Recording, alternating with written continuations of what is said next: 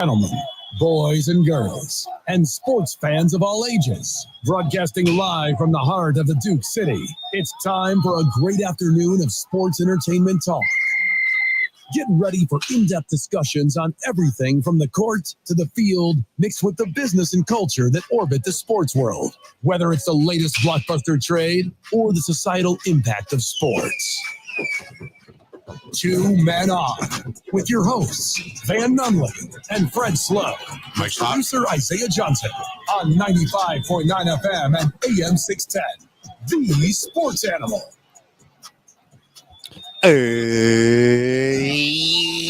Yo, what it is, Duke City. Happy hump day, y'all. Welcome to the program. Two Men On right here on 95.9 FM, AM 610, The Sports Animal. Boys are live from Duke City Cages in downtown Albuquerque, New Mexico. And when I say the boys, I mean the boy. As I am all by myself. Oh, I thought you meant the boy as in like how Drake refers himself. He calls himself the boy. I thought you were like doing like a Drake spinoff. First off, that's high up on the list of things I'd never do is any kind of Drake reference whatsoever. Kendrick for life.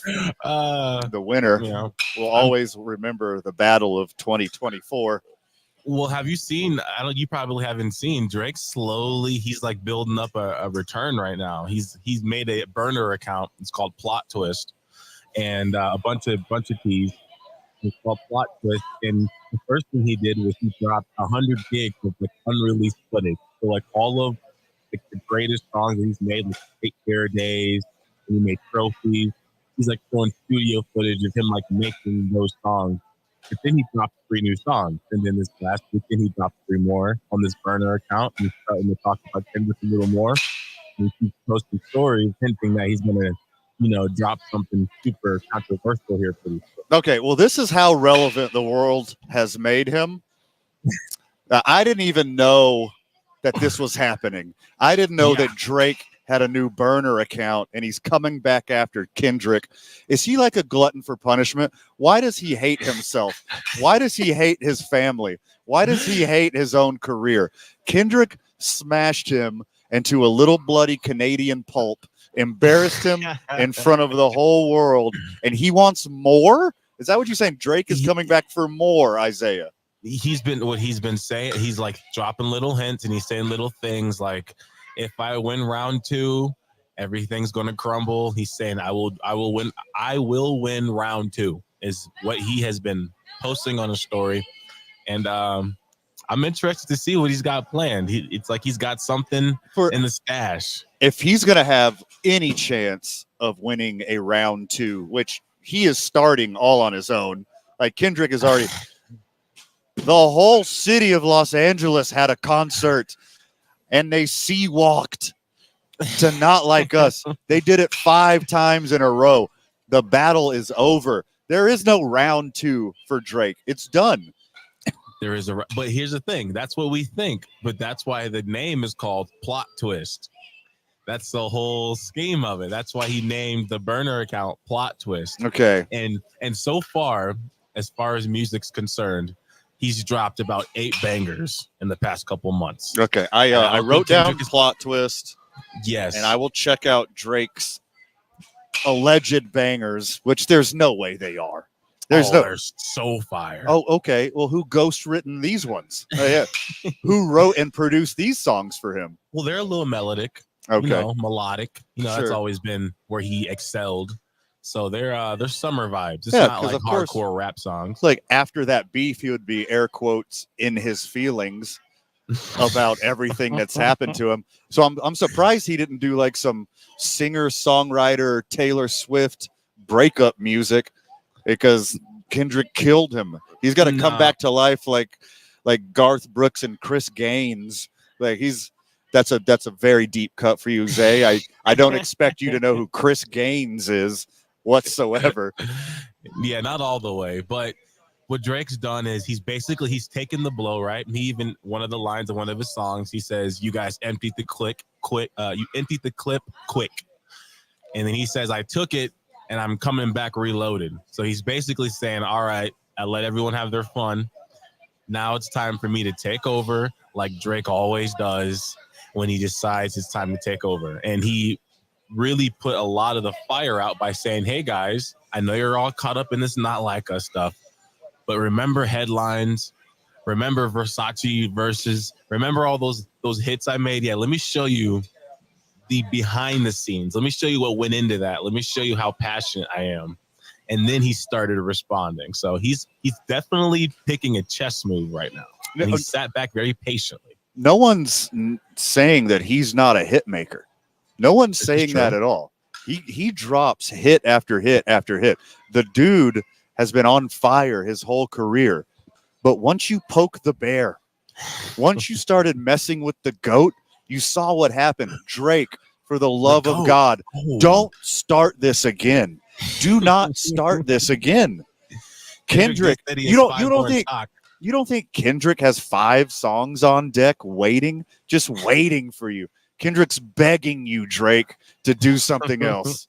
There's absolutely no way he's going to poke the bear again. He's going to get demolished. He's not poking the bear right now, but he's kind of he's walking around the perimeter without being too worried about stepping on the leaves too loud. I'll put it that way. The bear's sleeping, Kendrick, he's chilling, and Drake's kind of like walking in circles around the perimeter. You know, he's like, I got a plan. If the bear wakes up, I got a plan. You know, I think he's we'll see. He's definitely a chess move artist. Kendrick has never he just drops like every 5 years. I don't think Kendrick's really like a chess move player. I mean, he did show he was in this beef. Sure. So I think maybe Kendrick is allowing everybody to think Not Like Us is all he had left, and he's just sitting back waiting for Drake to throw his blow. Please. This is going to go on for years. This is so dumb. Drake, you need to start punching down immediately. Look, when we make fun of people on this program, quite often we are punching up. All right? At least punching level. Drake, you need to punch down. You need to get some reps. You need to find some low-hanging fruit. You need to go after like Machine Gun Kelly or like some loser who can't wrap circles around you, or excuse me, can't wrap circles around your ghostwriter. and like take a win, like get yourself an easy W, like please. Here's the thing that you make me realize. Everyone needs to remember that it really was maybe not literally 20v1, but there was ASAP poking, there was Rick Ross poking, there was The Weeknd poking, Future. A lot of guys also were trying to take Kendrick's side and call themselves so-called joining in on the elimination of Drake. And Drake pretty much slayed through all the competition. And then Kendrick was the final boss, and then he lost that battle. Yes. And then everyone just gives him no credit for completely sweeping the rest of the competition. And they just look at the Kendrick battle. But it's like at one point, he was really having to talk about 8 people in one song. And the only person to reply was Kendrick. Yeah, because he's the only person that's like, damn it, should I have said that out loud? God, I should have stopped here. I should have stopped here. I should have quit while I was ahead, man. We were so close. We were so close to winning this rap beef against a dozen people, but I picked the wrong one. Yeah, he threw Kendrick in there. But I think this is going to go on for a long time because when you do look into the rap beef a little bit more, I guess they've been taking shots at each other for years. And this goes back like 2016, 2015. A long time ago. So I don't expect this to die down just because it's Not Like Us. Yeah, I mean, that was the exclamation point. Like that was, I did not expect like just the lyrics, like what he is saying, like the accusations against Drake and everything he's doing. Like, I mean, first off, come at the king, you best not miss. But like, I did not expect Not Like Us to like take off as like a pop hit. You know what I mean? Like a banger. Like there's a Not Like Us kids bop. I'm not joking. There is an edited version of Not Like Us that is a kids bop that kids can rap to it. Like elementary schools are rapping Not Like Us. They did it 5 times in a row in LA just to stomp on them. That's wild. Drake, you're messing up. But here's what I can say as a Drake fan, right? He's roller coaster rides, low points, high points in life. He's usually had a song that I was able to listen to and lean on. So if he's able to take this and somehow, if this attempt at this round 2 he's talking about, this whole thing he's got going on where has an actual like website open where it's just gigs and he's just dropping things in there. Whatever his master plan is, if it works out and he somehow takes this momentum of Not Like Us and somehow pushes it off his shoulders and manages to come out on top, it's like a huge thing as far as learning how to take an L and not letting it be the end of you. Because right now, there's no way that any of us could assume there's a way for him to get this off his chest. There's no way to come back. No. Yeah, there's no way. But it's Drake. like, what if he does pull something off? That would be insane. It'd be crazier than 28-3 in the Super Bowl. Look, I'm here for dude, great comparison. That's perfect. Look, I'm here for all of it. Like, Drake, I do hope you come back at Kendrick so I can see what Kendrick was sitting on this whole time. You know how long it's been since Not Like Us came out? How much pen to paper Kendrick has been able to do since then? Look, here's my advice for Drake. Don't poke the bear, all right? Go make a country album with Post Malone. Like, do something. Like, do a reggaeton album with Bad Bunny. Like, don't try to rap anymore. Like, Kendrick retired you. You're done. Just quit. But, hey, if you do try to go at Kendrick again, look, I'm here for it, Drake. Good luck. What if he pulls it off? What if he pulls it off? Hey, you know what? What if Jerry Jones pulls it off and actually goes all in? And the first domino just dropped on Jerry Jones, air quotes, going all in. And we're going to tell you about it when we get back. There's a new cowboy in town. He ain't the sheriff, but he's a cowboy. Let him cook. Let him, Dalvin, cook. You're listening to Two Men On, 95.9 FM, AM 610, the sports animal. The chili will be roasting this Saturday at Robert's Tree Service Wood Yard on Central east of Eubank. Get a free hot dog or...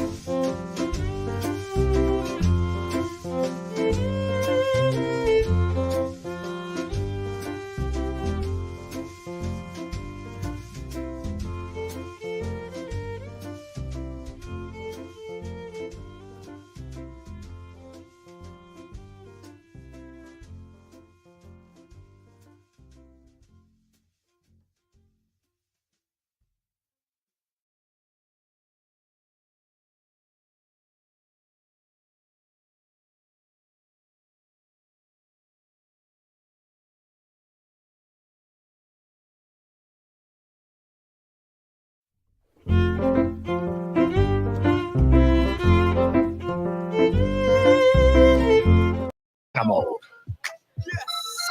Mike's hot. Welcome back, Duke City.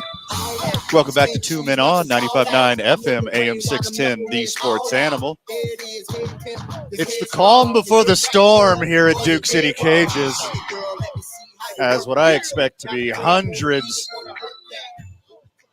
of elementary school, middle school, high school baseball players are going to be here honing their craft and working these cages. Zay, last time I was here 2 weeks ago, I think I hit a ball through the net. I didn't tell anybody. Like, I hit it through the net, and like I kind of like snuck away like the Homer Simpson meme in the bushes. That's a bad thing? Yeah, not only did I hit one through the net, I broke. I mean, it's great for me. It's bad for the net at Duke City Cages. Also, I broke a bat. Like, really? Yeah, your boy. boy. Does that make you feel like empowered when that happens, or is it like a bad swing? Like, what does it take for I that to felt like happen? a god. Yeah. Yeah. So a broken bat only comes from like a. Do you have to swing? I didn't know what So exactly. There's a triggers broken couple. bat. There's a couple different ways. So you hit one off the handle, you'll get a crack there. The head comes flying off. You hit it right at the tip of the barrel. It gets a little crack, and then it's worthless. Or a lot of the times, which was my case, is I used a used wooden bat that had already had its ass kicked, and I'm the one that just put the final straw in the bat. But when you hit one real good and you see that lumber go flying everywhere, it feels so good, baby. It's a good feeling. Makes you feel like a strong hitter. Maybe they should have tested you for roids. Okay. As soon as you broke the bat. Look, I will be on roids. I'm 42 years old. Not yet, but there will be a moment in my life where I will be on steroids. I will be on testosterone sometime later in life. Not anytime soon. Your boy's still good. Your boy's doing his thing in his early 40s, Zay. But like eventually there will be needles in my ass to keep myself youthful. I went into Panda Express the other day, and the guy asked me if he's like, he didn't even ask me if I took anything. He didn't ask if I played a sport. He's just like, dude, you're huge. What are you taking? I was like, what do you mean? He's like, well, like, what pills do you take? I was like, dude, I've never taken roids in my life. I was like, I'm on this Panda Express here, and music. Yeah. Is the only thing I take in the gym. Sure. Yeah, sir. I got all the answers for you. Have you tried being young, black, and athletic? How about that? Have you tried that one out? You don't need pills. It's all natural, baby. I must say, I have very good genes. Like my dad is where I get the size from. Yeah. But then on my mother's side, like I remember she had just decided she wanted to start training to run like half marathons. And it maybe took her like a month and a half. Within 2 months, she was able to start pushing half marathons and just transformed her body so fast. And then my sisters were both better athletes than me because I was a lazy one. But even now they're getting back into it and they're just morphing fast. And I'm like, okay, like this is definitely a family thing. And with me being in New Mexico so long, I forget sometimes that I'm not the only person that's like has those genes. So it's super cool. And I'm fortunate. I'm definitely fortunate, but I also hit the gym every day of the week. Yeah, I mean, there's that too. That helps. Oh my God, diet and exercise. Yeah, it's not just genetics, dude. It takes work. But you were telling me, like, for people who don't know Isaiah, you're college football defensive end big. Like they're a big dude. But you're telling me you're the runt of the litter in your family. Yes, as far as the men go, my dad's bigger, grandpa was bigger, uncle was also bigger. And it's wild. My dad's 6'6". At my age, he was probably like 6'6", 280. My uncle was probably like 6'6", 350. He was a football player. And then my grandpa was also 6'6". And my uncle wore size 23 shoe. Oh my God. And my dad wears size 18s. So, and I've got 16s. All right. So how about, what do you think about a running back who's 5'10", 195? What do you think about that? He sounds like a quick guy. What's his 40 looking like? It's slower than it used to be. Do you think your new Dallas Cowboy, Dalvin Cook, you think Dalvin Cook is cooked, or does he still got some left in the tank? He's got some left in him. And it's funny we actually come up on this topic because I dropped a video about it on my Zay Talks 824 YouTube channel. So a lot of his stats are fresh in my mind. And many Cowboy fans were scoffing at this. It's real easy to call him washed. Yeah. But here's the thing. Ever since we didn't get Derrick Henry, the bar was already stooped way to the ground. So there was no other running back because Derrick Henry signed last. There was no other running back that a Cowboy fan was anticipating or hoping that we were going to go get. So we should have already expected it to not be some superstar as it is. Yeah. But with it being Dalvin Cook, in just 2022, he ran for over 1,000 yards, averaged 4.4 yards a carry. And then last year in New York, yeah, he had an awful year, but he was behind Breece Hall. Sure. And Breece Hall got over 200 carries and played every single game that year. Right. So Dalvin Cook was running back too behind Breece Hall, but the last time he was a starter, he ran for over 1,000 yards, averaged 4 yards a carry. And we already were planning on Zeke being the starter. Zeke hasn't gone for over 4.4 yards a carry since 2019. Okay. And he hasn't ran for that many yards also since 2019. So Dalvin Cook in 2022, his last full season, had a better year than Zeke has had since 2019. So as far as Cowboy fans, we should be optimistic about the whole thing. There's still, I was super surprised when I saw this. There's still a lot of really good running backs left on the free agent market. Really? I feel that Dalvin Cook probably has the highest ceiling out of all of them. But let's run through a couple, and you tell me who you'd rather have. Would you rather have Dalvin Cook, which you do? A bird in the hand is better than two in the bush, or whatever you want to say here. Would you rather have Dalvin Cook or Latavius Murray? Cook. I agree. Cook or Kareem Hunt? Results on the field, not behavior. Yeah, I was going to say. Yeah. Based off tradition, I don't think you are a Kareem Hunt fan either. No, I am not. No, keep them hands to yourself, creep. For sure. I'm going to go Dalvin Cook. Okay, I agree. Just results on the field and especially behavior. Mm-hmm. What about Jerick McKinnon? Dalvin Cook's old, right? Yeah, exactly. His old backfield mate. I'll take Dalvin. Okay, I agree. I don't know who Kevin Smith is. Do you know who Kevin Smith is? The only Kevin Smith I know directed Clerks and Mallrats and Dogma and Jay and Silent Bob. Like, those are the ones I know. That's a very generic name. No offense to any Kevin Smith out there. No, I don't know that. I don't know who he is either. Do you think Melvin Gordon's washed, right? He is someone who I think is washed. I think Dalvin Cook's got a better chance than Melvin Gordon. I can pull up Gordon's stats. I wouldn't bet that he's gone over 1,000 in a long time. In a minute, right? But he's still out there. Yeah. Matt Breida, Myles Gaskin. Here's a name. I think those are both easy no's, right? What about James Robinson? James Robinson had some promise. I thought he would have a job by now. Where did he used to play? Was it Jacksonville? Yeah, Jags. I only know that because of Madden, because I have no idea how I knew that. It's got to be Madden. But I don't know if I'm taking him over Dalvin. So give me Dalvin over all those guys. I agree. This is nowhere close to being all in, but this is an upgrade for your team, right? If you have to rest your hopes on the ghost of Zeke Elliott or some tiny guy, Dalvin Cook's the one, right? Exactly. And a lot of people also, they think of NFL as if it's just the roster we see on paper. If it's like a video game simulation where you just sim through and how good somebody is consistent through the whole year. When you get to the running back position, you can say football players in general, but especially the running back position, and given the age, as the season goes on, wear and tear is different than wear and tear for a younger guy or wear and tear for a wide receiver. When you're a running back and you're getting hit over and over and over again, if you're the RB1 and you're taking majority of the load, as we saw with Zeke, how fast he declined, it takes a big toll on your body. So by us getting both of these guys, it allows them to trade off, because a lot of people are arguing, there's no point in having both these guys. But there is a point in having both of them. Because number one, Dalvin's faster than Zeke. Zeke's stronger than Dalvin. Now, Dalvin may not be as like a prime Tony Pollard like we wanted. Right. But he's faster than Zeke. And this allows both of them to consistently stay healthy through the season. And, we plan on being a playoff team.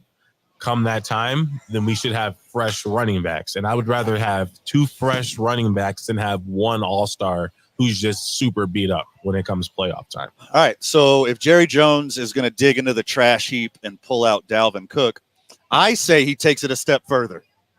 Grab another wide receiver, too, because there's some dudes left in the wide receiver group. Michael F. Thomas is still available. Wow. I know he's injury prone. I know he's a liability, but someone has to take a chance on this guy, right? Yeah. Wouldn't you want to have Michael Thomas as your number 3 or your 4 wide receiver? Yeah. And in Dallas, he would be number 2, I believe. I like Brandon Cooks, but Brandon Cooks, even just off size, he's more of a slot receiver. And Michael Thomas, his play style, people call him Mr. Slant, or people call him slant route because he runs a lot of slants. Well, Dak loves the short, quick passes. Yeah. That's the number one thing Dak loves. And we're, hopefully Cooper Beebe is able to start. He's starting rookie center, and then Tyler Guyton's looking like he's going to be the starting left tackle. So you're coming into the year with 2 starting rookies. And, I think it'd be nice to have some safety blankets out there. I plan on Zeke and Dalvin being good catchers. They're usually good receivers out of the backfield. But yeah, I think Michael Thomas would be awesome. I got another one for you. And every team needs one of these. Like a tiny, shifty white guy. All right? Uh-huh. Hunter Renfrow is still out here without a job. Really? This guy just had almost 100 receptions. Just super recently. And he's still young. Like a shifty little white guy. Like every team wants a slant receiver that can come in, whether it's a 4 receiver set or something. How does Hunter Renfrow not have a job right now and Dalvin Cook does? This is bonkers. Yeah, it says the Dolphins are looking at him, so hopefully we can try to get him. Let me see if there's even any speculation about. That Hunter Renfrow, he's a real locker room guy. He's a leader by example. He puts he's a high intensity, high effort guy. That Hunter Renfrow. No one knows a playbook like Hunter Renfrow. He's a real gym rat. Yeah, you got it. I was going to say first one in, last one out. First one in, last one out. That boy, hey. You want to talk about a gritty grinder? That Hunter Renfrow. He's got the grit, and boy, does he grind. Yeah, I just Googled Hunter Renfrow Cowboys, and there's not any speculation about it. So I think the Dolphins are the front runners for him right now. Hunter Renfrow sounds like a guy on the Cowboys. It does. It sounds like it. Sounds like one of Jerry's favorite Oklahoma guys. Yeah, Hunter Renfrow. He's in the slot. I like my little Hunter Renfrow. Take the pressure off a CD. Exactly. And then how about Nkella Witherspoon? That's a guy out of the corner we should get. But are there any more wide receivers? Yeah, because I got a big one. Okay. Well, I got 1.5 big ones. Corey Davis, who used to have number 1, right? First round wide receiver. Like a lot of promise. No one wants to take on that project, but Julio Jones is still available. One of the dudes who's just like right on the edge of Mount Rushmore of wide receivers, like top 10 wide receiver of all time, is just sitting there. Sitting there.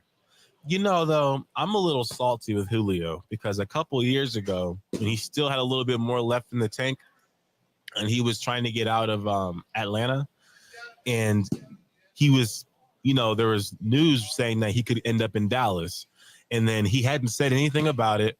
And then Shannon Sharp, I guess, was cool with him. And he told Shannon Sharp on FaceTime, like, I'm not going to Dallas. Like, basically clowned us. Like, he allowed all of the steam to build up Julio to Dallas.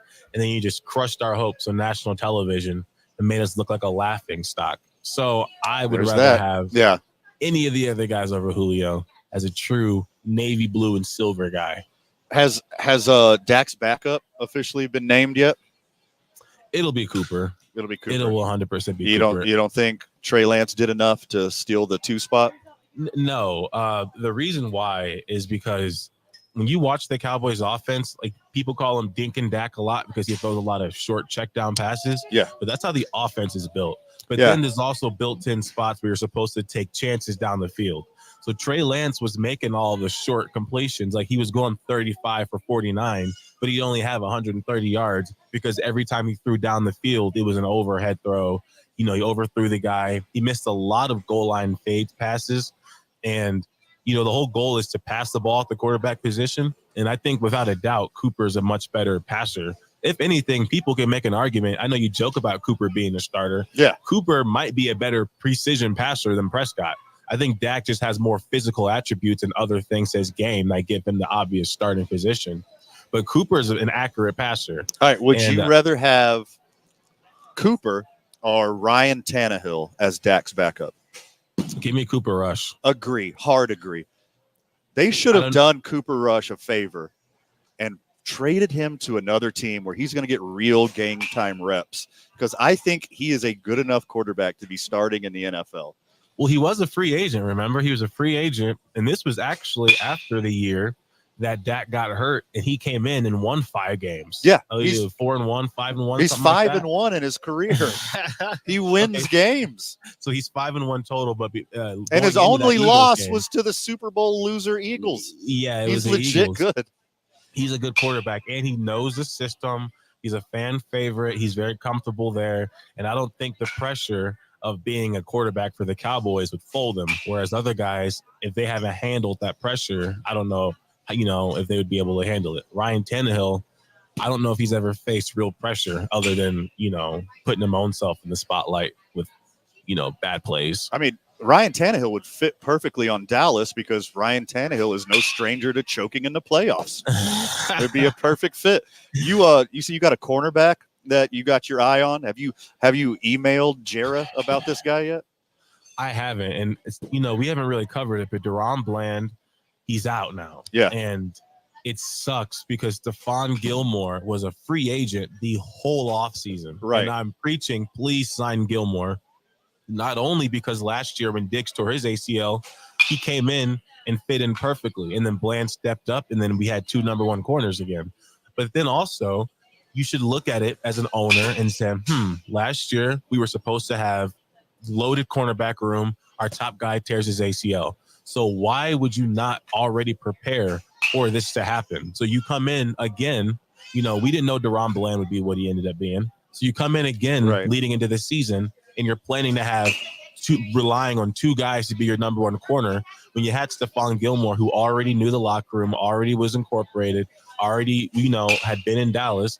You let him go. You let him sign somewhere else. Now Bland hurts his foot, and now we are in late August when there's going to be no really good corners left to go get, or else they would have had their money already, unless they're trying to get overpaid. Well, I got 2 guys left that you could probably get for pennies on the dollar right now who, in my defense, I will say this ahead of time, they are head cases. J.C. Jackson and Xavier Howard. Both of these guys don't have jobs right now. I think JC's solid, isn't he? JC is good. These are both number 1 corners who don't have jobs. I mean, just JC Jackson, Cowboys. And look, and if I know anything from the history of football, if you have a cornerback who has like an unpronounceable last name, he's got to be a stud. Because look, there is Amani Oruwaliye out there. I don't know anything about this guy. But if I know anything about football, if he has an unpronounceable last name, he is going to be a shutdown corner. History agrees with me. That's because they get irritated that their name gets mispronounced, so they take that personal and grind harder in the gym. Yes, it's a song by Johnny Cash. It's called "A Boy Named Sue." It's a class. It's a tale as old as time. Zay, everybody knows that. Duh. Okay, so I Googled J.C. Jackson Cowboys, and there is a little bit of traction for that. See, I don't see why not. Yeah, that's crossed the radar. Now, if you say he's a head case, that leads me to think this. He's got ran out of a couple places. Okay, so it's like, look, that actually works out well for us as far as locker room goes. I don't think Jerry minds that. But what Jerry obviously does not like is when guys feel entitled to their money. So I'd like to know how much this guy's asking for and how much he's actually worth. Because if he's asking for anything more than Jerry even feels like he's worth, it's at this point, he's not even going to look twice. All right. I'm on board. They need more help. Yeah. They are a one-win playoff team and out, just like they have been for years. They need something to click. They need something to turn the corner, and I don't know what it is. When we get back, it's our Isham Dental soundbite of the day. This is a weird one, and dare I say it's a scary one. You're listening to Two Men On, 95.9 FM, AM 610, the sports animal. This report is sponsored by Taco Bell. The new Lux.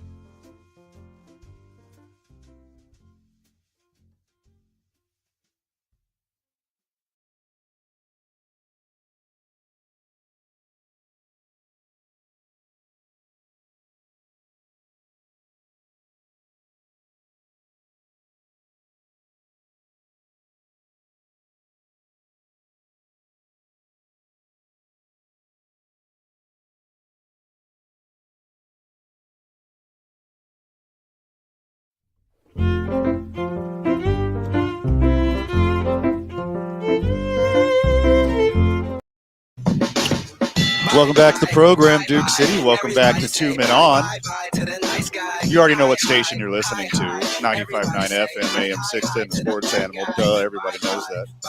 If you're not listening to us live right now on the Sports Animal, thanks for joining us however you're joining us, whether it's talkabq.com or Facebook Live or Instagram Live or YouTube Live, or you're listening in the future on Spotify, Stitcher, SoundCloud, Apple Podcasts, however you do it. Thanks for listening, and thanks for being a friend of the show. Also, we wouldn't be able to do this without our partners and sponsors and friends in the community, and one of them, of course, is Scott Isham of Isham Dental. Isham Dental, abq.com. Look, does your great uncle need some dentures? Does your dad, your gramps need some dentures? Do you need some dentures? Boy, do I have the guy for you. Check out Scott Isham at ishamdentalabq.com. Proud sponsor of the show, and we are lucky to have them. You know what's coming now? Your Isham Dental soundbite of the day. Broken back, Looper into shallow left. Who's going to get it? No one. It jumps in there for base hit, and the bases are loaded. Yankees advance. One man up, and Nick Marlin, like he took a shot on that broken bat. Yeah, he might have got some shrapnel off that bat. I mean, this probably came back and hit him. Oh, boy. Ooh.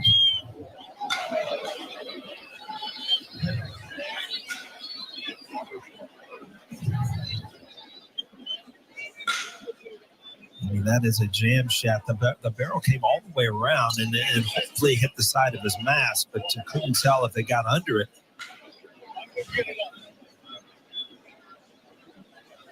Ooh.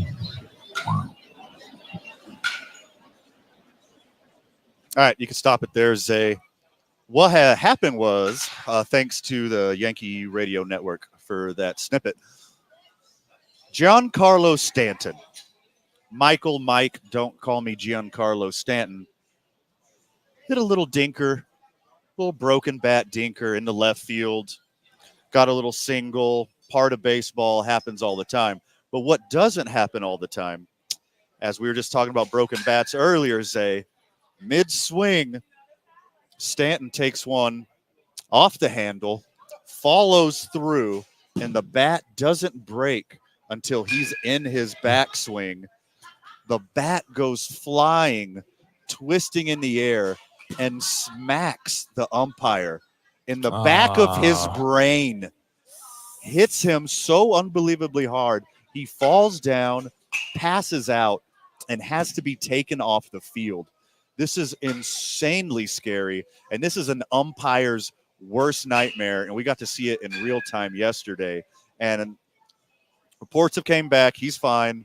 Congratulations to the ump. But this is insanely scary because I don't know, but one of the softest parts on the human body, Zay, is your neck. Mm-hmm. You're not supposed to take shards of wood in the neck. There is no worse place.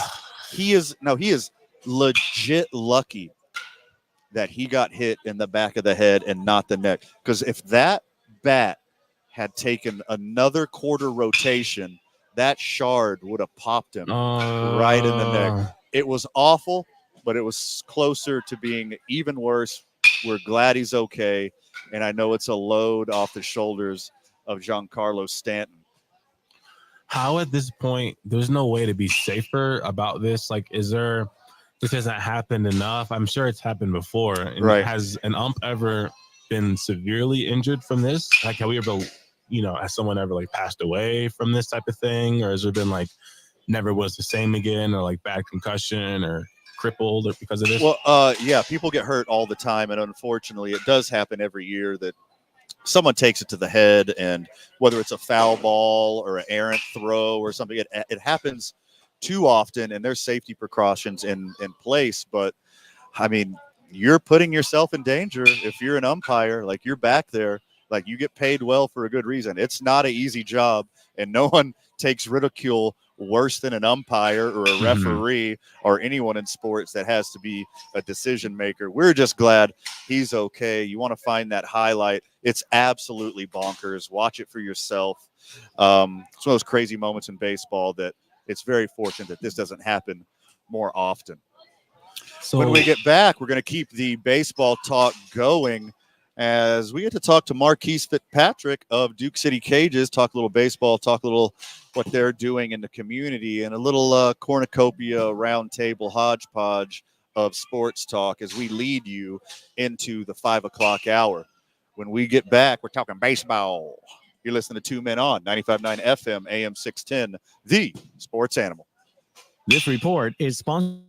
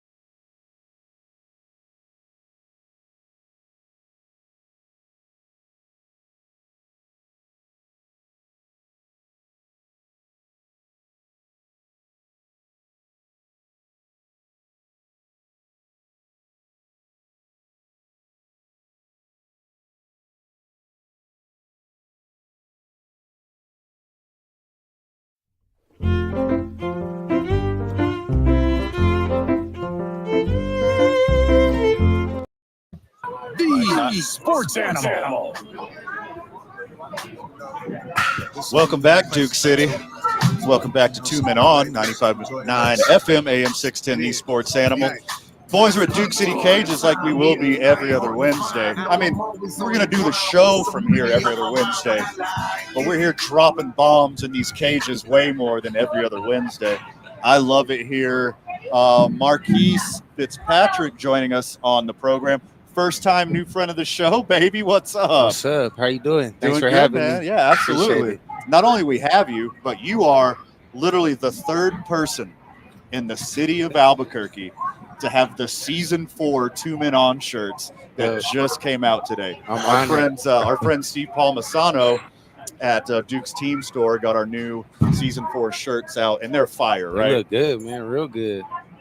Let's talk about what you got going on here at Duke City Cages, DukeCityCages.com. You get your training here. They help you out with your leagues here, whether you're a coach or you want to become better as a baseball player. This is the place to be, DukeCityCages.com. Marquise, you do a little bit of everything here, right?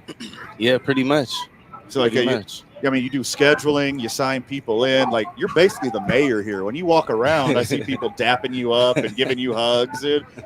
It's cool, man. Yeah, so I'm the facility manager, and I pick up, me and my team in the front, we pick up everything that the coaches don't necessarily need to do, just so they can stay focused on the kids and coaching and the job at hand. So, we clean up the lanes, we get people into the machines, we get them set up when they need be, and just any other questions some of these knuckleheads just like kind of ask us. Oh, and they don't stop. Never. No, they do not. The minute stop. you get here to the minute you leave. Like, one thing I really love about this place is like the community, like the fellowship, the family here. Like, it's just one big family. Everyone knows each other. Everyone supports each other. Is that kind of like natural in the baseball world? Or, I mean, is this from like owner operator Cal on down? And you could totally say Cal. Send him a shout out. It's easy when it comes to that question, because like I've been around the world, man, and especially like in the sports world, and I've been in a lot of different sports settings, and I can speak to this especially because I'm the newest person of like all the people on this team here, and it's felt like I've been here for years, so it's definitely what Calvin has built, like the environment, the team, the way things are put together here. It makes it really easy to just be happy and kind of feel like you're at home and feel like you're with your family, and you can kind of just relax and get to work. So I mean, all kinds of club teams, little league teams, I mean, teams from every level, they all train here. Like, you're taking all levels of baseball player, right? Oh yeah, from kids who've never touched a baseball bat to people who do this for a living every day, all forms and all levels for sure. So it definitely keeps us on our toes, because we have to be ready for everything. We can't just be ready for a kid being upset about not being able to get the bat to ball. We have to kind of be prepared for everything and stay equipped for the day before we know what the day is. As good as you are of an ambassador to Duke City Cages, as good as you are with the spreadsheet, as good as you are with the clipboard, you wear some more hats outside of here too, man. You're like an aspiring musician, man. What do you got going on in the music world? I've been a professional artist since 2018, and I mean, I've been super blessed to, go around the world and do shows from here all the way to the United Kingdom and back. So, like, what brought me here was, just taking a break. Life was moving really fast, and sometimes you need to slow down and remember what's important. And sure, this place really gave me a place to do that, a place to call home and realign with life and what was, So what do you play, Marquise? Like, what's the vibe? What's the genre? So I'm just a hip hop artist. So don't say I'm a big hip hop fan. I get in there and I lock myself in the room, and the beat comes on, and I stay locked in there until I come out with something I can jam to, and somebody else will jam to. So the Drake way, man. That's how Drake way. That's how it's done. Yeah. Okay. Yeah. Well, I mean, it works. He got paid, so man. Hopefully, we'll see those. All right. So, Marquise, who won the beat? That's tough.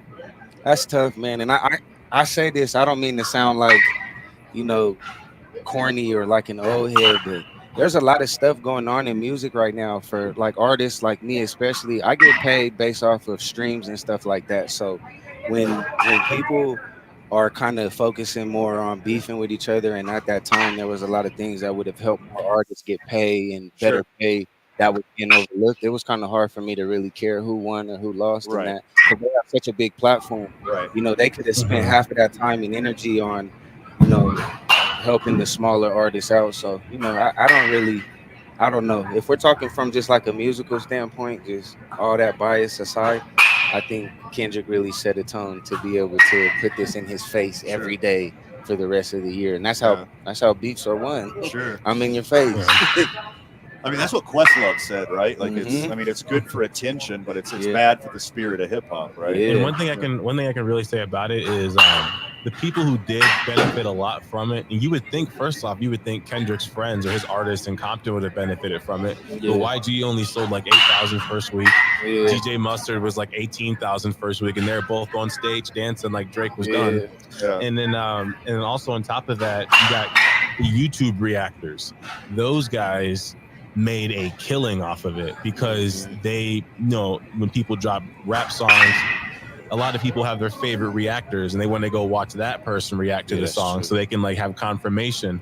And a lot of guys, when that beef was going on, their views were going from like 100,000s to the millions, and guys who had never touched million were hitting 1 million in like a day and a half. But the other artists, and not only did they not get any help from it, but it pretty much drowned everybody else out because all anybody ever cared about was Drake and Kendrick. Marquise, you're also a Raiders fan. Congratulations on admitting that out loud. Right before we go to the break, are you a Aiden O'Connell guy or are you a Garner Minshew guy? I'm a we need help guy, and we still ain't getting the help we need. So none of that matters. They want Dak from Dallas. Man, I don't even think that would do it.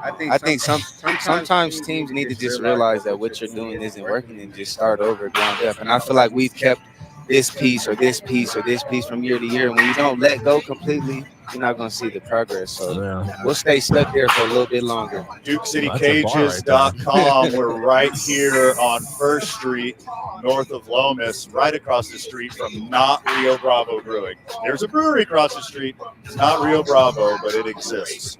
When we get back, we're talking football with Jacques Tony of the YMCA. Marquise, thanks for being a friend of the show. Hey, pleasure having me. When we get back, talking football, more on 2 Men On, top of the hour. You guys have a good one.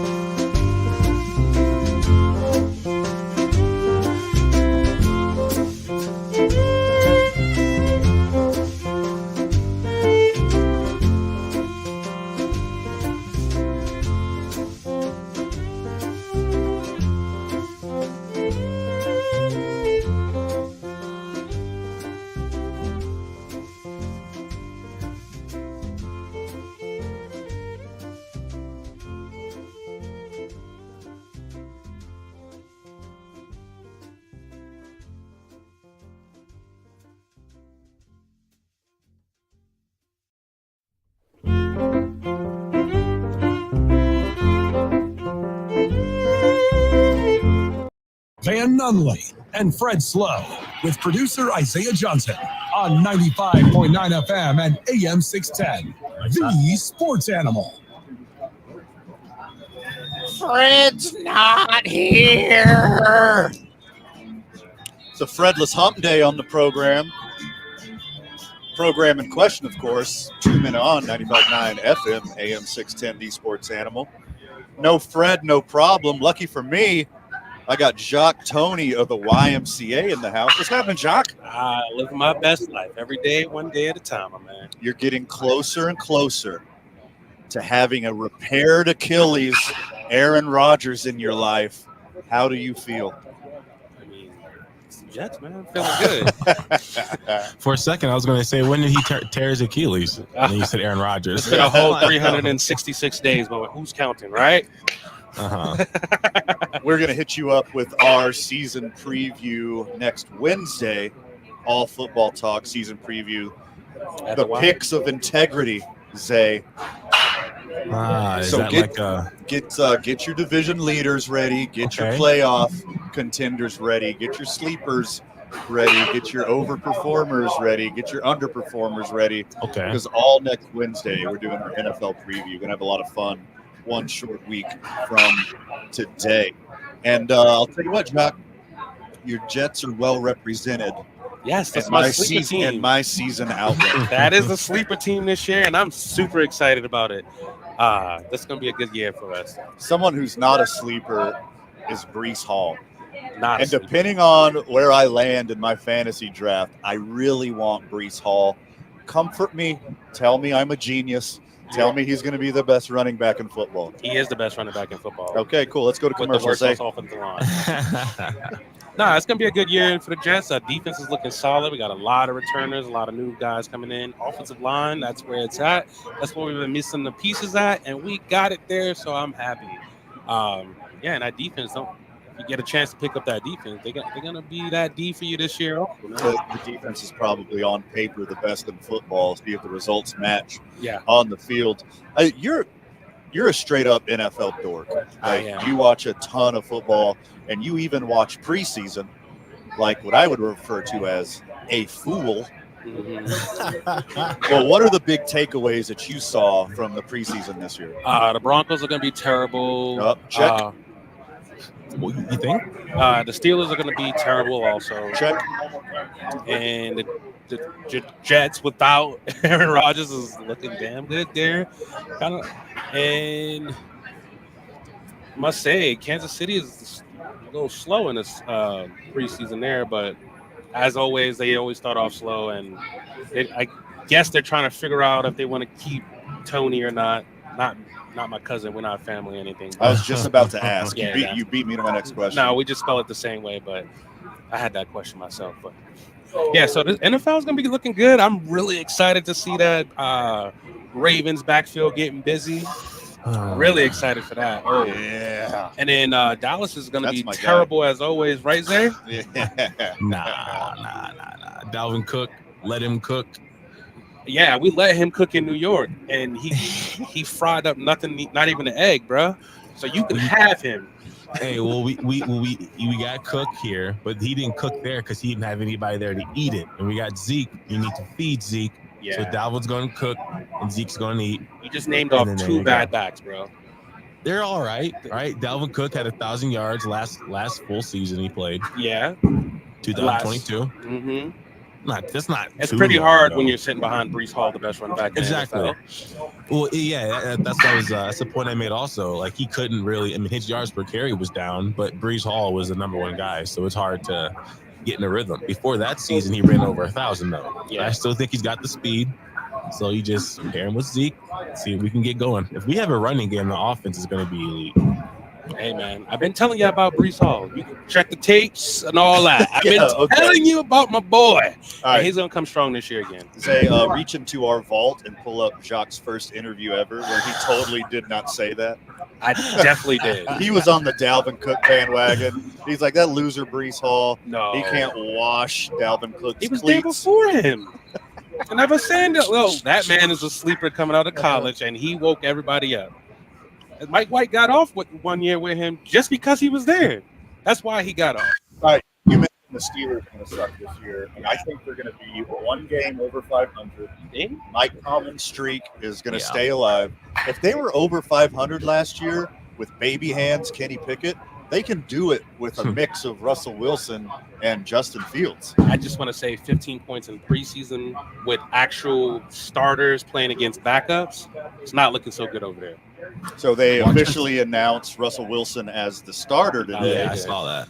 I think he's cooked. I think they should put their stock into coaching up Justin Fields. The running back? The new running back? Yeah, the new kick returner, Justin Fields. I'm still on team Justin Fields. I am still a Justin Fields apologist. I still think he's got a cannon for an arm. He's going to be the second fastest running back. I mean, God, see, look what I did. He's going to be the second fastest quarterback in the NFL behind Jaden Daniels. I think he could still go. You just said everything we used to say about Brian Leftwich. Leave it there. Hey, who won playoff games for the Jaguars? I think the Steelers, it wouldn't shock me, right? They're one of those teams. We put some stock in the preseason, not a whole bunch, but it wouldn't shock me if they come out, and I'm not sure who they play their first game. I can figure it out. Let me check that out before I make this comment. But it wouldn't shock me if they just scored like more points in their first game than they did the whole entire preseason. Coaches aren't going to give away their whole playbook in the preseason. Like this new kickoff, Oh my God, the new kickoff sucks. They only run 5 yards. You think the coaches are going to give away their secret plays for the new kickoff, like in the preseason? No, they're just going to make sure no one gets hurt on the new kickoff. It's going to be wild exciting when it starts. Like finally, after a decade of balls sailing into the cheap seats in the stadium, like we actually going to have like an exciting kickoff. Yeah. So the Steelers' first game is versus the Falcons. So it wouldn't shock me. It wouldn't shock me. You think they're going to lose? Okay, they can lose, but it wouldn't shock me if they scored like more than 13, 17 points there was. And also for this kick return, you really watch it. It took me to actually see it to understand, but I can tell exactly what the NFL did with it. And if you were to take like a kickoff, and if you were just to take all the way until the ball is caught, right, and you just cut out the whole beginning part of that, so the kickoff team running full speed for 40 yards, they basically take about right when the guy catches the ball, and they just hit play right there. So instead of everyone having full momentum, the same thing that happens when there's contact on a kickoff, that still happens. It's just less impact. And it also makes it easier for guys to block and shed blocks and maybe go make a tackle. It's like a delay draw. It's like a 15 yards back delay read draw every time. Yeah. I like it a lot better. As an offensive lineman who loves putting down little people, I love it. And I bet like imagine kick return. I don't know if you ever had to play that, but I had to get put on kick return sometimes, and I would have loved this because on kick return, like you're not scared. Obviously, you can't let yourself be scared, but you understand that most coaches coach you to run backwards. You usually run at an angle, so you kind of keep your hips to the sideline or to your defender, but you're having to run backwards while these guys are basically running a 60-yard sprint at you. So you guys are moving the same direction, and then you have to turn around, redirect your body, and then shift forward and then try to block these guys who are also still running full speed. And it's just at a disadvantage, and kick return blockers were really getting most of the damage from kickoffs. Yeah. For whatever reason, me, the old white slow quarterback, a coach had a brilliant idea for me to return kicks one time in JV, not because I'm fast, but because I could read the field in front of me and like make some good decisions. They pooched one super high in the air. I caught it, took one step, and I got a helmet right underneath my chin. And I walked over to the coach, dazed and stumbling. And I was like, I'm never doing this again. This was an awful idea. And when you're that age, you don't talk to your coach like that. I was like, I'm never doing this again. You might have ruined football for me for my entire life. I got legit rocked. The kickoff is going to make it interesting in the NFL again. So they're bringing back special teams. So I like that there. It's been a play that everyone's just like, well, let's just get this over with. If we're going to kick it, it's going to go through the back of the end zone, and we're on 20 anyway. So, Jacques, what's the hotness at the YMCA right now? Oh man, so we got a watch party because we love football at the Let's go. YMCA. So on the 5th, come and wear your favorite team's jerseys. They don't bring that thing. Actually, I just got my Deion Sanders in the mail for you. So, Ooh. but yeah, we're watching the party and we're doing some predictions there at the Y as well. So we're predicting who's going to be in that AFC Championship, who's going to be in the NFC Championship, who you think is going to win those games and end up in the Super Bowl, who's going to be a Super Bowl champ. So personally, myself, I got the Jets losing in the Super Bowl, but that's all right. To whom? I haven't made it that far yet, but we know the Jets losing in the Super Bowl. But you know they're going to win the AFC, and regardless of who they play, they're going to lose in the Super Bowl? Yeah. That's because they have Aaron Rodgers? I don't even think he's going to make it that far. I think we're going to run screens all the way to the Super Bowl. You're going to run the Wildcat all the way to the Super Bowl? Hey, man, we're in a better position than the Cowboys right now. That's all so that matters funny. right now. Yeah, it's gonna be fun though. I'm gonna have all the TVs on. You can come in and get a nice little workout, and then briefly following after that, we always have our 9/11 challenge. As a New Yorker, that's something I always want to tribute to someone who's lived through that. Thank God every day my dad came home that day, and then welcoming week to kind of kick off the fall. Remember, it's back to fitness here at the Y. So we'll be opening our doors, some new classes for everyone, a lot of fun soccer classes. We got boxing coming up at the Y, so I hope to see you there, Van. Ooh. If not TMI, Jock, did your dad work downtown? Was he in that area? So my dad's he thinks he's a superhero, but my dad works in the downtown Brooklyn area, which is right across that Brooklyn Bridge is where they were at. Not very smart guy. He decided he wanted to take a walk across the bridge after the first plane hit. Oh my! So yes, he is a superhero to some, not myself. Wow. And nice. we waited at home because the trains were shut down that day. My dad had to walk a little bit down Flatbush, and then he ended up getting a little van ride. Somebody looked out for him and brought him home to us. So blessings every day. So if you remember, how many hours was it from that first plane hitting to when he made it home? So how long were you guys sitting there waiting? Taking me back. Oh, sorry. I mean, it's good ending, great ending. I wouldn't say it's probably a good 12, 13 hours because that second plane was about 8 a.m. So yeah, he didn't get home until probably 9, 10 o'clock that night. So. Oh my gosh! And there's covered in white, head to toe, because he was there when the second building collapsed as well. So it was definitely a day to remember. One of my good friends, still to this day, we were in pre-K. His dad is a firefighter. He unfortunately that day we lost him. So that's one thing I always love to tribute. Everywhere I'm at, every gym I'm at, I don't care what's going on. We're taking 110 flags.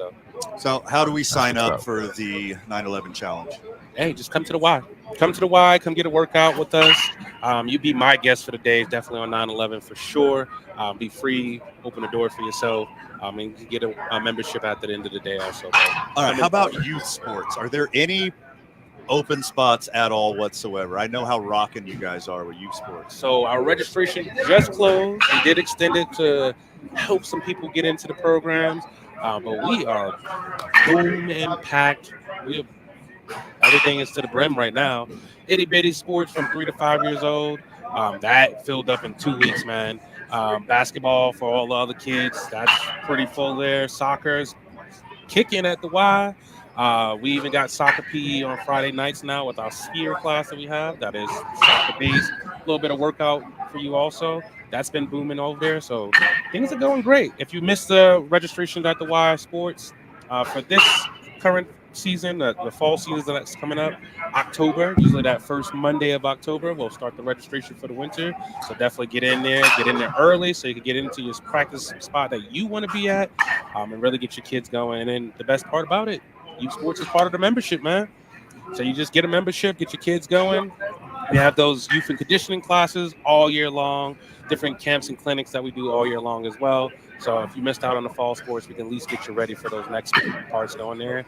And we got some things cooking up for our pre-K kids also. So we're going to get all these pre-K kids cooking up and doing some basketball before they even of age. So Why is booming, man? Jacques Tony of the YMCA. I hear you're about to take a tour of Duke City Cages. Check out the facilities. Yeah, I think baseball might be on the menu at the Y next. Let's go. Let's get it. Jacques Tony of the YMCA. Thank you so much, my friend. Yes, sir. Always love being here with you guys. When we get back, we have a fun interview. This is going to be a first on Two Men On.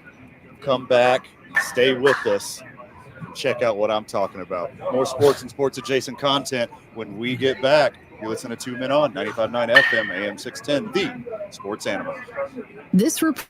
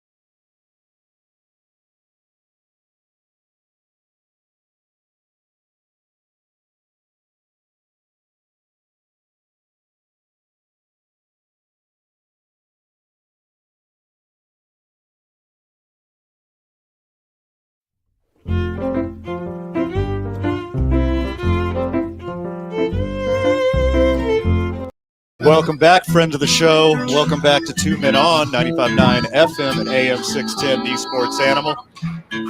Friend of the show, we got a fun one for you right now. I promised you something legendary was about to happen on this program. For the first time in the history of this program, we're going to talk pickleball, baby. And we're talking pickleball with new friend of the show, founder and organizer of the Pickleball Money Tour, Warren Fulgenzi. What's happening, my friend? How's it going? Doing well, man. Welcome. First time friends of the show. Thanks for having me. Appreciate it. Absolutely. I mean, we met you through friend of the show, owner operator of the Duke's Team Store, who just made the new 2 Men On Season 4 shirts, by the way, which are fire. Try to catch us in public wherever we go. Friend of the show, I'll just give you a shirt. Save your money. Friend of the show, it's on the house, baby. Is my name like front and center? Is my name like on the front, first and center, and on the 2 Men On No, shirt? it's like the introduction. Your first 2 months working here, you're still on probation. You can't be on the shirts yet. Say, Warren, it's so awesome meeting you, man. Let's talk a little bit about your background, about your history, because you're a tennis pro. Yes, sir. You went from the tennis court to the pickleball pitch. I don't Yes. even know what it's called. Did I get it right? The pickleball court. Court. Okay, Yeah. we're at court. Okay. So your experience was in tennis. Tell us a little bit about your background. Oh, I started tennis. I was 5 years old. Played the junior circuit. Played college. Played the tour, and then taught tennis as a job for my whole career. So I've been blessed to be involved in a kids game for my whole life. And we were talking off air, and you mentioned something that's pretty poignant to me. Like, I know how athletes are. Like, you got that taste of competition, and sometimes you might age out a little bit of your body, and you go from a tennis pro to a pickleball pro. Is this like a natural segue for like a lot of racket sports players? You know what? It's becoming that way. Yes, a lot of the top high level tennis players have gone to the pickleball just because the body isn't taking a beating as much on the pickleball court as it does a tennis court. A pickleball court is a fourth of a tennis court. Right. So you're not having to move nearly as much. So let's just unpackage this a little bit for the friend of the show who's heard about pickleball, doesn't know what it is. Can you talk about the differences in between pickleball and tennis? Obviously, small court. There's a little area between, I believe it's 7 feet from the net outward to on each side of the net, which is called the kitchen, which is players are not allowed to step into that kitchen as long as the ball's in the air. Okay. If the ball bounces, they can step into the kitchen, which is total opposite of tennis. Okay. Tennis is that ball floats over, you close on the net and you finish it. So that's kind of counterintuitive from the tennis world. There's it's used a wiffle ball, plastic ball with holes in it, and a paddle, about 2 feet long. And you can't hit it. You can hit it hard, but you can't hit it too hard because it's a wiffle ball. The trick to pickleball is patience, your little drop, and your little dink shots, and that's where people have to develop touch and feel. And is the scoring the same as tennis? No, it's not. Okay. Scoring's kind of confusing for doubles. Which our tour will be is strictly doubles. Is there's 4 people playing, and it's like the old volleyball scoring where you only can score a point when you're serving. Got you. Okay. And then, side out style. Yes, okay. But there's 2 people, so you serve two times. So if you're my doubles partner, I serve. If I lose the point, then it goes to you, your serve.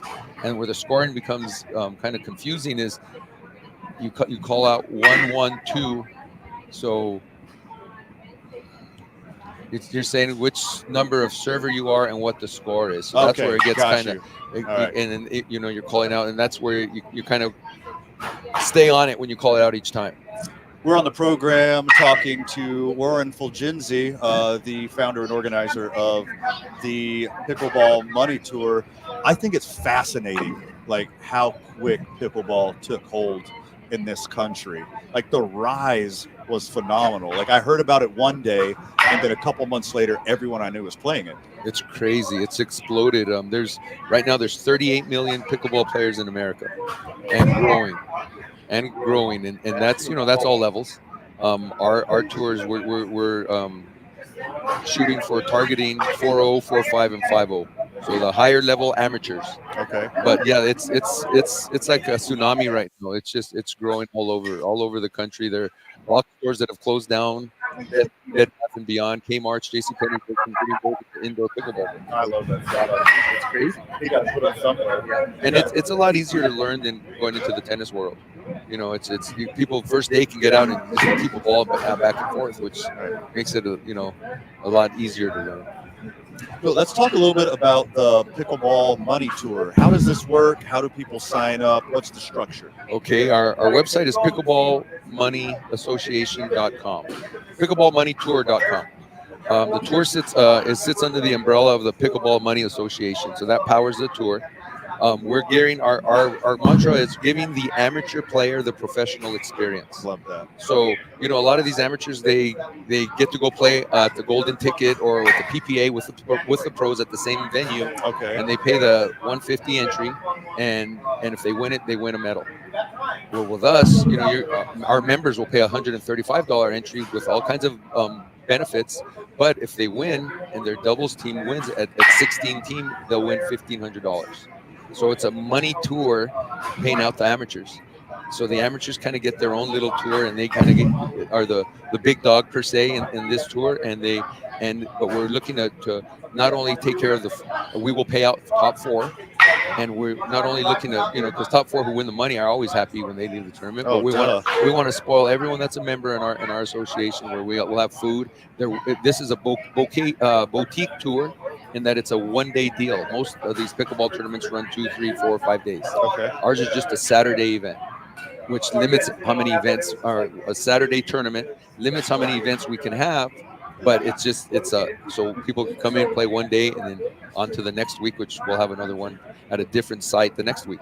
I mean, I think this is cool no matter what. This is a hot topic in the world of sports and sports adjacent content. But why we have you here is the Pickleball Money Tour is coming to Albuquerque. Yes, it is. It's actually Albuquerque is one of the first sites that will be opening. That's October 12th will be our first event here. We are having a meet and greet tomorrow from 5:30 to 8:30 at Manzano Mesa. Okay. Kind of answer questions. We'll kind of give an explanation of what we're about, and we'll have some play and some food and some. We do have a sponsor, an alkaline water sponsor, which is Hydro Bar. Okay. So we'll be giving out some alkaline waters to the people who come out, and we'll be playing pickleball. We have 9 courts reserved, and we're going to play and get to meet people and kind of just spread the word of our money tour. And so this is multiple weeks it'll be here in Albuquerque? So Albuquerque will be the second Saturday of every month. Okay. So there'll be 12 throughout a calendar year. So second Saturday, just like clockwork, there's going to be that money tour event in Albuquerque. First Saturday is in Tucson. That's what we'll start with, and then 3 months. About second month of the year of 25, we plan to expand into Texas, which is Dallas, Fort Worth, Arlington, and then into Denver, and all 4 corners of Denver, and we'll just keep expanding and going throughout the country. That is awesome, dude. I'm so into it. I can't wait to get my eyes on it. It looks like a lot of fun. Are you going to let Steve play, or is he too much of a ringer? Actually, no. Steve is playing. He's actually one of our initial members for our PMA, our Pickleball Money Association. Okay. So yeah, he's playing, and we get out there and battle, and yeah, so it's a good time. And actually, I don't know if Steve let you know, we've known each other since juniors, since we were kids in the tennis world. Oh, that's awesome. And so now he's one of the tennis guys turned pickleball, such as myself. All right, so Steve Palmisano of the Duke's team story we're talking about. Steve doesn't have a headset on, so he can't defend himself. He's garbage, right? He sucks, dude. He's like the worst pickleball player of all time. Am I correct? How far off am I? No, Steve's coming. It's tough. It's tough when you first, because you want to kill the ball, but now Steve he just had a good showing at the Golden Ticket in Colorado. Yeah, that's what we heard. Yeah, so he's doing well. Nice. Warren Fulgenzi of the Pickleball Money Tour. Hit him with the website. Hit him with your contact one more time. Pickleballmoneyassociation.com or pickleballmoneytour.com. Warren, thanks for coming on with us. Thank you. Appreciate you having me. When we get back, it's your 66 Diner Blue Plate special moment of the day. You're listening to 2 Men On 95.9 FM AM 610, the Sports Animal. This report is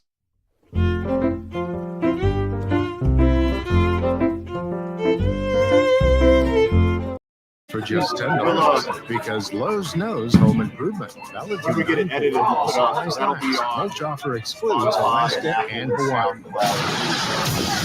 Also traffic right now, things are moving slow. I-35 northbound, those slowdowns can start right around Cesar Chavez, the last to Comanche, then southbound I-25 from Osuna to Comanche, traffic moving slow there. I-40 right now, you're going to see some slowdowns right around.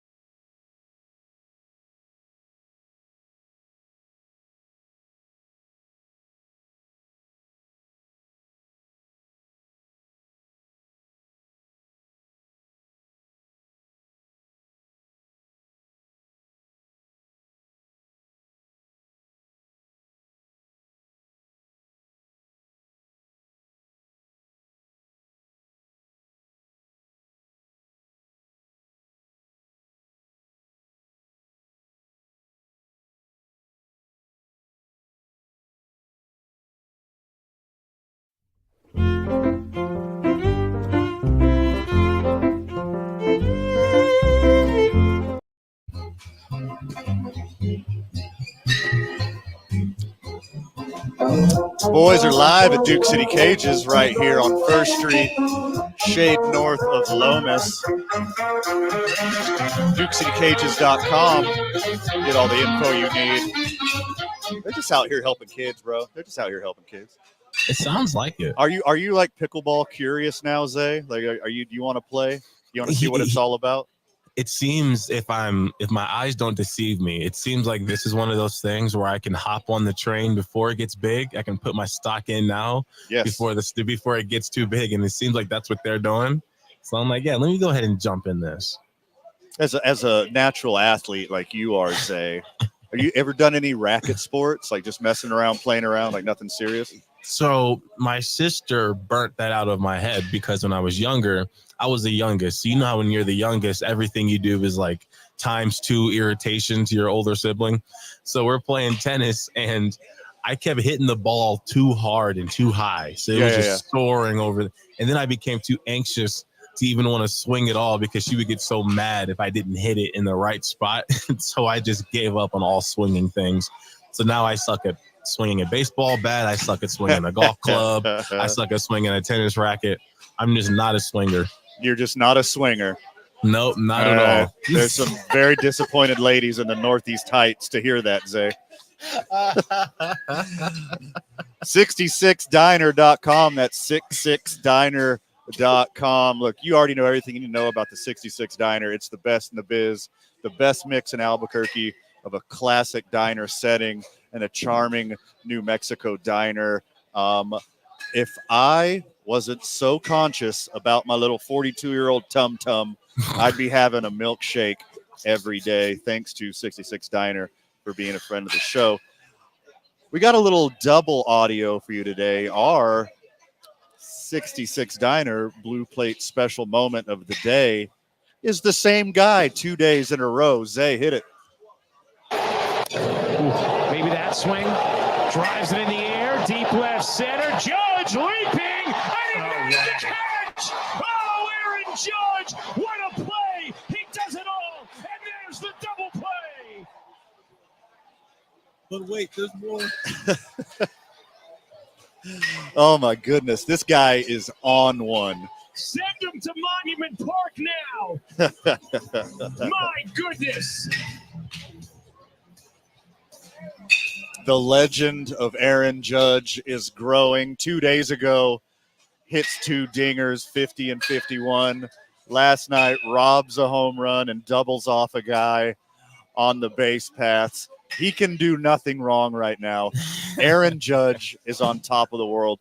He's on a heater, unseen, except for a few special moments in the history of baseball. It is so fun to watch.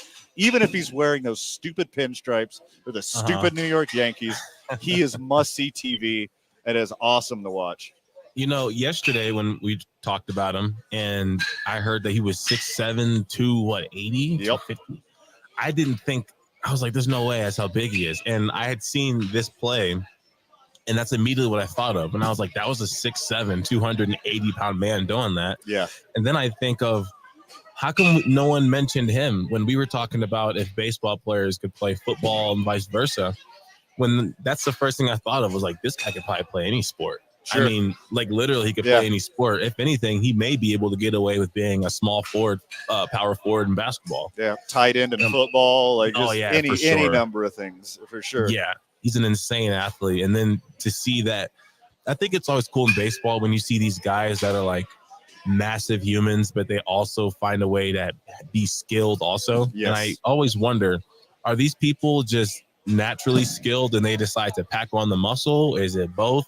And I feel like it's different with some people. Like, I don't know what happened with Yasiel Puig. I was in middle school then. I wasn't too into baseball, but I'm thinking like this guy, I mean, I'm looking at him. He's huge. So he's super muscular. So maybe being muscular does help, but I would assume he didn't last very long because he maybe wasn't as skilled as some of the other guys versus you got Aaron Judge. He's both. Or like Shohei, he's both. He's bigger than people may expect. Sure.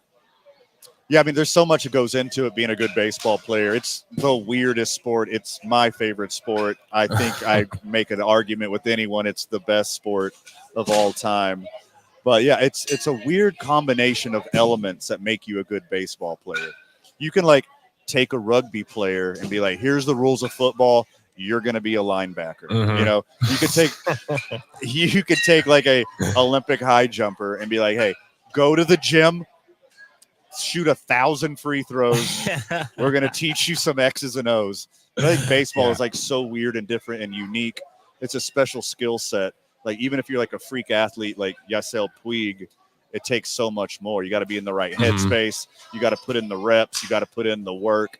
It's a weird combination to be as good as somebody with the size of somebody like Aaron Judge.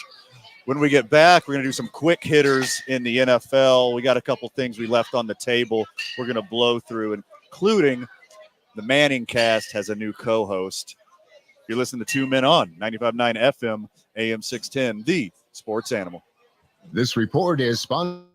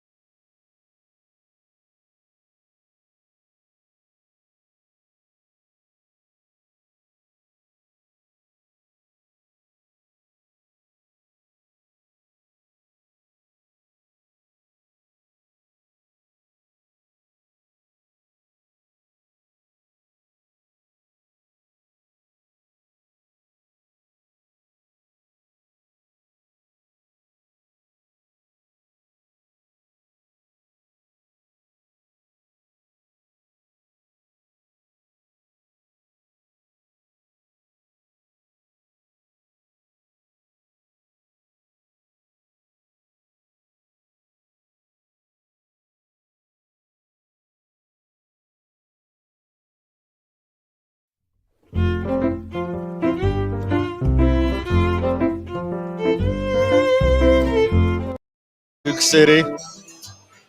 Has been a good one. Thanks to all of our special guests. Marquise Fitzpatrick of Duke City Cages makes everything run over here. Jacques Tony, the YMCA. Always a blast talking to him. Warren Fulgenzi of the Pickleball Money Tour came and told us all about the history of pickleball and how you can get involved with pickleball here in Albuquerque. I'm super stoked for this. Like, I want to show up to the Pickleball Money Tour and just like roast these guys. Just heckle them and roast them. Give them the real Albuquerque treatment. Like, I'm talking like pouring a bunch of Teller vodka into like a tall boy at Sonic, you know, and just like get like a Sonic ocean water and pouring half a bottle of Teller vodka in it. Just going there and giving them the business, Zay. See, I think you have a good response. Separate the men from the boys here in Albuquerque. That's what you guys do, huh? You like to just go around and heckle the people with all drink your Teller and then heckle people. For sure. I can't. The second I get off air here, I'm roasting all these kids here at the cages. I'll teach them how to deal with heckling fans. Get it in them young. Teach them young. Get the full experience at Duke City Cages. You learn how to swing. You learn how to deal with hecklers every Wednesday. You're not my real dad. Get out of here, Uncle Van. Seriously. All right. There's going to be a new co-host on the Manning cast, and I really don't know all the stipulations around it. From what I understand, the first half of every Monday Night Football game that the Manning cast will be on, Bill Belichick will be the co-host for the first half. I don't know why it's just the first half. I don't know that that's the part that they only talk football before they bring in the celebrities and talk about Kevin Hart and his new movie or whatever is coming out. I was thinking you're going to say him. Yeah, or like they bring Drake on and how he lost round 2 of the Beef 2. Like, you know, so many football fans are like, oh my God, I wish they'd just have like a guy on there talking football. Like who cares about Beyonce's new album? Like, why is Beyonce on Monday Night Football? It's the Manning cast, bro. Like, these guys actually have personalities. They like to have fun. They like to be. If there is a sports adjacent football program, if there's a football program as close to this show, it's the Manning cast, right? I agree. And here's the thing with Bill Belichick and his personality. Number one, I couldn't imagine him agreeing to be on any type of live television setting for longer than an hour. Yeah. I'm surprised they're getting him for that much. But also with the way Peyton Manning and Eli is, number one, you can tell they're brothers. They both know how to be serious when it's time. Eli seems a little more goofy than Peyton, but you can tell they both know how to lock in. And that's one thing I think coaches like Bill really appreciate is guys who know how to get the job done, be serious, but they also can lock in. So I think they'll do a good job through crosstalk, Eli and Peyton. That'll loosen Bill up more on the show. And also Bill's basically flirting with his ex's rival. Okay, you got Peyton Manning, who was rivaling Tom Brady for the majority of their career, and now Bill Belichick's with the rival. Look, that rivalry stuff was all for camera, by the way. Peyton Manning and Tom Brady knew they were the two best in the NFL. They would work out with each other in the offseason. They would do it in secret and not tell anybody. That's a thing that really happened. There was the only rivalry was they wanted to beat each other in the playoffs so the other person could hoist the Lombardi trophy. They were actual friends, and they supported each other. And like, blah, blah, blah, iron sharpens iron or whatever. Like, they were actually friends in real life. So like, the drama was a little overblown. But like, is he going to be fun, loose, Bill Belichick who's cracking jokes, or is he going to be like, if he's just going to like analyze the cover 2 defense for 30 minutes straight, miss me with that. I would rather have a celebrity on there. If it's going to be a mix of like real sports talk and like having fun, sign me up. I'm in. You know what I think would be the funniest thing? Because this is something that I've always found funny growing up, or like awkward silences, or like not laughing at someone's joke. And I can just see one of them at least 2 times a show trying to crack a joke, and he just gives him the most stale face. It just is not tickled by it at all. Yeah. I think that'd be very, very hilarious to see. That'd be my favorite comedy of the show. Yeah, he's like 70-something, and I think there should be a ticker up in the corner of the screen that counts every NFL player on the field who's older than his girlfriend. God, that's so gross. Hey, good for you, Bill. Good for you. You go get it. Yeah. Hell of a program today. Thanks to the guests. Thanks to the friends of the show. And we're going to wrap it up when we get back with Josh Sushan of the Isotopes. You're listening to 2 Men On, 95.9 FM, AM 610, the Sports Animal. Clear.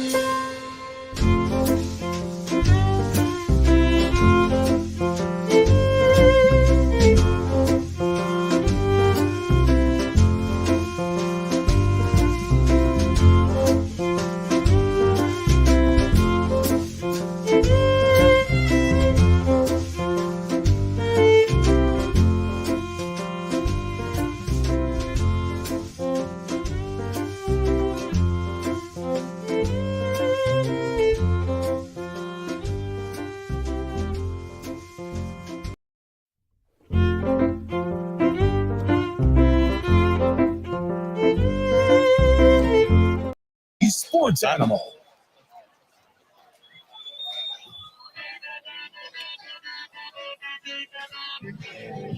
One more seggy to go. before you're listening to Isotopes Baseball here on 95.9 FM, 610 The Sports Animal. What do you call it? What do you call it? A little Seggy boy? Little Seggy boy? Yeah, one little Seggy boy.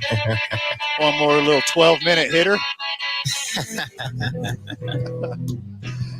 Thanks for listening, friends of the show. However you listen, whether it's on at Talk ABQ on Spotify, Stitcher, Apple Podcasts, wherever you get your podcasts, whether it's at talkabq.com, whether it's Instagram Live or Facebook Live or YouTube Live, or if I wrote out a letter of our program and gave it to your grandmother by a carrier pigeon. Thank you for being a friend of the show. OG friend of the show, Josh Sushan, is at Rio Grande Credit Union Field at Isotopes Park. How you feeling, baby? Doing well, gentlemen. Thanks for having me. Sushan, before we delve into what the hotness is at Isotope Stadium, former MLB player Koji Urahara of Japanese descent says that in his personal opinion, baseball at the Olympics should be returned to amateur status, that participating in the Olympics would increase the burden on MLB players, and the Olympics should be a stage for the amateurs. Personally, I want to see the biggest and the best and the brightest participating in the Olympic baseball tournament. Where do you stand on this? Well, the organizing body of the Olympics, whatever they're called, they agree with you, and that's why baseball is not a regular sport at the Olympics, because they only want the best of the best. You know, at one point, Michael Jordan was a collegiate star who was on Team USA for 1984, right? And I think it was 92 was the first Dream Team, right? That was sort of like the turning point. Sure. From 1992 on, we just want the best of the best. We want pros. That's when golf and tennis and everything else started to use pros and soccer, and that's where it was like the fifth major. And again, that's why baseball is not part of the regular rotation. The only time that it is if the host country wants it. Sure. If the host country gets a few different sports that they choose. I'm also with you. I want the best of the best major leaguers. The World Baseball Classic is fun. It's not the same. It's in March. Pitchers are not stretched out. You're still trying to get guys into shape for the season. It's not that hard to take a 2-week break. I actually dived into this on my Substack not too long ago. This is absolutely something that you could do. It would not be that difficult. You could do it around the All-Star break as well. And I know that there was a presentation that was done to Major League Baseball owners during the All-Star break about what it would look like. We don't know any of the details, but we know that there was a very good presentation. And I think momentum is building to make it happen, and I sure hope it does. I really feel like the 2028 LA Olympics, even though baseball's been around longer, I think they've really failed on not making the World Baseball Classic and then now the upcoming Olympics a bigger deal, because I think that the 2028 Olympics can have a 92 Dream Team moment if they have the biggest and the brightest. You got Aaron Judge for USA, Shohei Ohtani, the list goes on, that if baseball curious parts of the world get to see it played on that stage, I think it will grow, and I think it will have the same effect as the 92 Dream Team. Yeah, I mean, I don't know if it's going to have the exact same effect of 92 Dream Team, but it will absolutely make the sport grow. And look, if there's ever a year that you're going to do it, it's going to be 2028, right? Because it's in the United States. Yeah. The Olympics will take place in July. The 2 weeks that are set up for the Olympics is right around the time that Major League Baseball's All-Star break. I can understand 2000. It was in Sydney, Australia. The Olympics took place the last 2 weeks of September. Major League Baseball was not going to halt its season with 2 weeks left because of that. But again, that's not the case in 2028. It's the middle of July. It's 2 weeks. I feel like not only should Major League Baseball do this, Major League Baseball has to do this. Like, one of my pet peeves with Major League Baseball is that too often they think about what might go wrong. Oh, this guy might get hurt. What might happen about this? What might happen about that? Instead of thinking about what could go right, how you could grow the game. The more I think about it, Van, you give every team 2 weeks off. All of those guys who are injured, they now have time to come back. Those guys are missing fewer regular season games. Is there a chance that someone's going to get hurt in the Olympics? Of course. Guys get hurt all the time. They get hurt away from the field. They get hurt playing games. Of course, you don't want that to happen, but guys always get hurt. You will have fewer games missed if you take a 2-week break. You could have guys play minor league rehab games if you want. You could do exhibition games to get them back into shape. Yep. It would not be that difficult at all. Agree completely. I think it'd be a huge miss on the part of Major League Baseball if they don't get this done in the next 4 years. And while I get the spirit of what Koji Urahara was saying, hard disagree from me, and apparently a hard disagree from you too, Sushan. Big win for the good guys at home on Taco Tuesday. Take us through the happenings of the match yesterday. Well, look, anytime that the starting pitcher that you face retires the first 10 batters of the game and retires 14 of the first 15 batters of the game, and anytime said pitcher goes 6 2/3 innings with no walks and 13 strikeouts, and you still win the game, that is a very good day. And that's exactly what happened for the Isotopes yesterday. They scratched for a run off Yilber Diaz. Jimmy Herron hit a home run for another run. They're up 2-0 going in the 8th. Reno ties it. The boys score 4 in the bottom of the 8th, and they hold on. This kid, Yilber Diaz, my goodness, he was electric. He's by far the best pitcher that we've seen this year. I mean, he was phenomenal with all of his pitches. And I'll tell you, I mean, I said on the air, buy stock in this guy. I mean, again, his name is Yilber Diaz. Made his major league debut earlier this year for the Diamondbacks. Made 4 starts. 3 of them are great. One of them was horrendous. I'm stunned that he's back at AAA after watching him with my own 2 eyes. I don't think he's going to be at AAA for much longer. As soon as the Diamondbacks need another starter, I would think that he's the guy who would get called up. Tonight at the Lab, Less Likes, More Love Night, presented by Snapchat. Never been a Snapchat guy, Sush. I'm trying to get off Facebook, and I actually have a sheer indifference to Instagram. What does Less Likes, More Love Night presented by Snapchat entail? I think it's just that, don't just press like, share the love. I'm like you. I'm not on Snapchat. I never have been. I never will be. But, I do like the idea behind the campaign. The world always needs more love, right? I mean, I get a lot of love from 2 Men On. I appreciate that. I try to reciprocate that. The world needs more love, right? We don't always have to look for ways to be angry with one another. We can find the beauty in life and share more love with the world. What are you talking about, Sushan? It's an election year. This is all hate-driven propaganda. We don't like each other anymore. Yeah. We're split down the middle. We're supposed to hate our neighbors. Don't you listen to any speeches, Sushan? Actually, no, I don't. You're so smart, dude. You're so smart. Do not. You're so smart and so lucky. I don't know what Snapchat means to the people at Isotopes, but I know what it means to Isaiah, and Isaiah, disgusting. You're gross. You're a gross person. You shouldn't send those pictures. It is off-putting for a young man of your moral fiber. Sushan, who's on the bump tonight?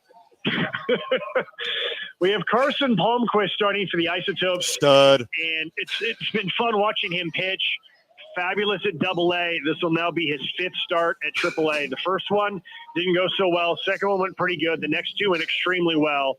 So it's been fun to watch him. The more I watch him, I see a lot of Kyle Freeland in him. Okay. Similar build, left-hander, similar arsenal of pitches, competitiveness on the mound. He has a little bit lower of an arm slot than Kyle Freeland does, but Kyle drops down a little bit lower too. So I think it's an interesting comp. And, look, the Topes still have an extremely long way to go if they're going to make the playoffs, but they're not completely out of it, and they're playing the first-place team. In my opinion, they have to win at least 5 out of 6. They probably have to sweep in order to get themselves in the thick of the race, and then they still got a lot more work to do after that. But you never know. You can get hot. Things have happened. I see a lot of promise in Palmquist. When I look at him pitch, if he had like a couple more ticks on that MPH, and if that slider bit just a tiny bit more, I feel like I'm just watching Chris Sale pitch.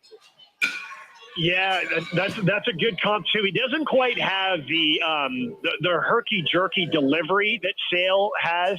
I thought about that too, and I was trying to think of a comp, and that's why I just went, I'm going to keep it simple. You know, Yeah. Kyle Freeland also pitched for the Topes with the Rockies, same organization. You know, that's where I came up with, put it this way. If he can have either one of those two guys' careers, he will be very happy. Oh, duh. Who's on the pregame, Sush? Jimmy Herron, friend of the show. Yeah. The most important guy from last night's game, home run, 4 RBI, sliding catch in the outfield. So, kind of broke down like, hey, when the other guy when the other guy's dominating your lineup the first time through, what's the dugout like? Like, what are you guys talking about? What are you doing to try to solve this guy when he starts off so well? So that and some other stuff. It was a good conversation as always. So I could be wrong. I could be wrong, Josh. It seems like for now this year and especially last year, the Topes were just much better in the second half. How many years has that been a thing, or is that just the past couple of years type of thing? It's happened more times than it has not happened since the Rockies became the Isotopes affiliate. I think back to 2016 when we were really bad and then unbelievably good, but there was no split season format. We did not make the playoffs. Oh. Sush, as always, it's a pleasure. Have a good call tonight, brother. All right, thanks, dude. Talk to you guys tomorrow. Isaiah, well done today. Appreciate you. Thank you. Dallas, let Dalvin cook. All right, we didn't have the Cowboy Corner and or Cowboy Confession today. I know you're going to cook one up.